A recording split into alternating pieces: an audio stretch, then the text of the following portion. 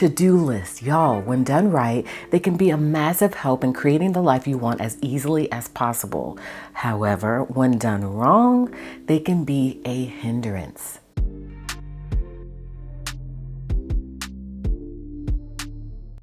Hey, what's up guys? Welcome back to my channel and thanks for joining me for another video. This is Quita from AtHomeWithQuita, and here I share tips on how to plan a balanced life. So if you're new here, I hope you'll consider subscribing.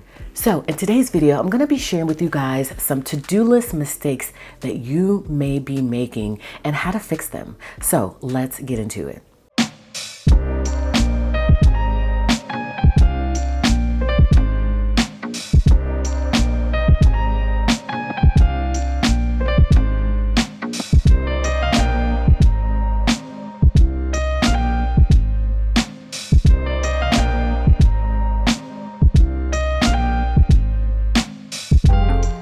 Y'all, so mistake number one is treating your to-do list as a brain dump. Your initial creation of a to-do list may well be a brain dump because that's how you can know for sure that everything you need to get done is on it. But it shouldn't stay that way for long. There should be some sort of organization to your list to ensure that you can easily see what's what.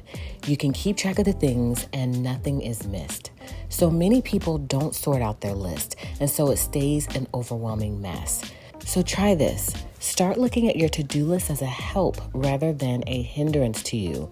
So personally, I use a system of 3 areas for my to-do lists, and each one has a very specific role in it. And so that system consists of an inbox to-do list, a would-be nice to-do list, and my planner to-do list. Instead of just adding everything to one list with no reasoning behind it, I add each task into one of these 3 places. And so that way it stays orderly. Anything with a deadline goes straight into my planner, either on the date I want to accomplish it or in the month I would like to accomplish it. Anything that I love to do but won't really affect my life if I don't do them gets added to the would-be nice to-do list.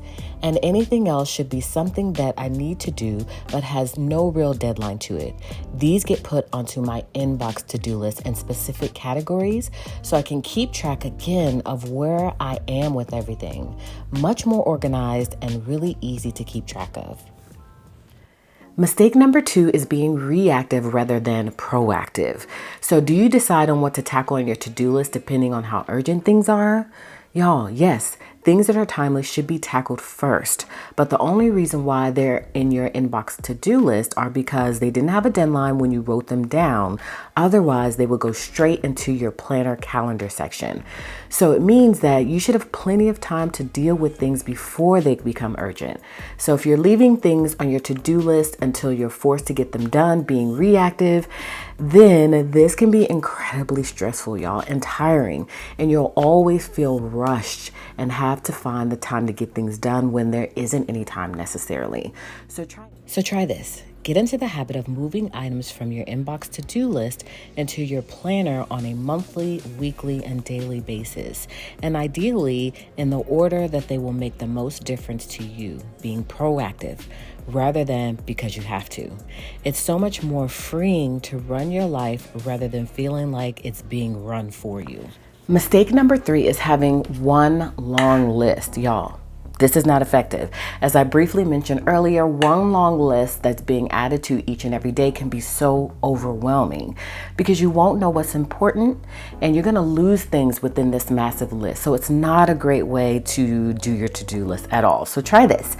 It's a really easy fix, but creating categories and sorting these sections out makes all the difference. So just note that I'm talking about the master to-do list here because I've assumed that you followed step number 1 and you've taken off the schedule items and the would-be nice items on your to-do list. But if you haven't, this will help this point as well. So what I do is I like to jot everything down on these inserts, which are our inbox inserts, which are blank. And so I go ahead and write in all of the tasks. And then there is a section here where I can categorize everything. So I write in all of the sections in which I would like to categorize these to-do list items that are typical for me. So you'll have to determine what those sections are for you. And so when you do it this way, you can see then exactly what you have to get done by the category, and you can get it done so much more easily. Mistake number 4 is writing tasks that take too long to do. Nothing's going to stay on your to-do list longer than a task that you'll never have time to complete. So if you're just writing down a massive end goal such as renovate the bathroom or start a business, then you'll always skim over this when you're looking at your to-do list. So try this. We tend to work much better when we have smaller, easier tasks to do. So I suggest using a category for a project you want to complete or a goal you may want to meet, and then have subtasks below that. For example, for let's say renovate the bathroom, you may then have subcategories like pick a color of the walls, decide what the bathroom layout will be, find a decorator, write a shopping list, buy XYZ, etc. I think you get the point. All of these are much easier to tackle in the busyness of daily life, one at a time. And before you know it, you'll have completed the whole big task. The other benefit of doing it this way is that you'll be able to see what you've done on something and what you have left to do. So it's easier to delegate tasks if necessary and get more done while still keeping track of those things. Mistake number 5 is that you avoid tasks you don't want to do. Y'all, doing this means that tasks can really haunt you on a daily basis. You're going to forever see them on your to-do list, and you're going to feel more negative towards them as a result. And y'all, it's so draining to constantly be reminded of things you don't want to do. And so I don't recommend it as a way to tackle your to-do list at all. Try this instead. Y'all, just get it done, okay? I know it sounds simple, but it's so effective, and it can make all the difference to your general levels of motivation. And y'all, if this helps, and this has helped me, give those tasks a pretend deadline and work towards that for more urgency to get things done on time. And so the goal here is to just try not to let procrastination set in. And oftentimes tasks are so much simpler than you ever thought they would be. So try not to avoid those tasks and just get them done. So number 6 is that you have tasks with deadlines on your list. So a good example of this is that let's say you are invited to a wedding and maybe it's 3 months out. So there's things that you have to do in preparation for this event, maybe accommodations, gifts, clothing, things associated with that event that you have to get done. But it's so far in advance that it just kind of goes in your inbox to-do list. So you may just write it here, and you know that you have an event coming up, an anniversary party or some sort of event, wedding, whatever it may be. You may just end up writing it here in your inbox, but there are other things associated with that you need to get done prior to that event. So this means that you run the real risks of things that need to get done prior to that event being missed. So not only is that stressful to you, but it's also embarrassing, especially if you have to give a gift or something like that. And it's also completely avoidable. Okay, so try this instead. It doesn't matter how far in advance a task has a deadline for. If it has a deadline that's set in stone, then it should go in your planner at the right time to ensure it's done in plenty of time, okay? So write a to-do list in your planner as soon as possible to book those accommodations or buy that outfit or purchase that gift so that it is scheduled. And then maybe a month or 2 before the event, you can start looking for those various things and getting yourself prepared, which will give plenty of time for everything you need to do. Number 7 is that you have multiple to-do lists everywhere. And so I used to keep a to-do list, a master to-do list in my monthly section, y'all. And then I would have a to-do list in my work section. I would have a to-do list in various sections of my planner. And that proved to be very ineffective for me. So that's why I developed this inbox system. So that way I can come here and I can dump everything out here. And then I can divvy things up in those particular sections where they would apply. I also have a notes app on my phone that I use to log in my to-do list items when I'm on the go. And then when I get home, I take items out of my phone and I transfer them here to my inbox system.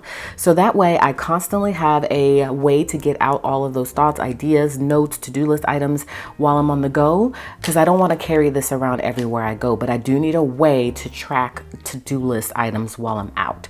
And then I still need to come here and transfer all of those to-do list items in my planner so that way I can divvy them up again in the sections where they belong and make sure that I get those things done. So do whatever works best for you. But I recommend getting a system that means you aren't forever writing things on Post-it notes or in random notebooks that may get lost, and then therefore you're not getting those things that you want to get done, and you don't have a way to track them and check them off as they're getting done. So you have to make sure that you have a system. So develop whatever system works best for you. So that's it, you guys. Those are my 7 mistakes that people make when creating a to-do list. So again, just to recap what we've discussed in this video, make sure that you have one list for everything that needs to get done. A inbox to-do list is what I use. It's kind of like my master to-do list, and this is where I dump everything out aside from things that I know a date for and things that I actually would love to get done. Would be nice, but they don't fit in this category of the inbox things that I know need to get done, just don't have a date tied to them, or my planner items that do have a date. They just kind of are things that I would like to get done if at possible sometime in the future. And then also don't forget to categorize the list so that you can clearly see what has to be done and where you are on those tasks. And then only have things that aren't scheduled and really need to be done on this list. Also, be proactive and do everything on the list without procrastinating about the things you really don't want to do. And remember, if you follow them so that they become habit, you'll be much more focused. Your to-do list will work with you rather than against you, and you'll be able to get those things done. So thank you guys so much for watching today. I really hope you were inspired to get those things done on your to-do list, and you were able to get a clear idea of what maybe mistakes that you're making in creating your to-do list if you feel like you haven't quite been as productive and you really want to be able to accomplish more and get more things done. Hopefully this video helped you. So thank you so much for watching today. I really hope that you will consider subscribing to my channel if you're new here. And of course, I want you to come back by and catch another video, in which case I'll see you guys then.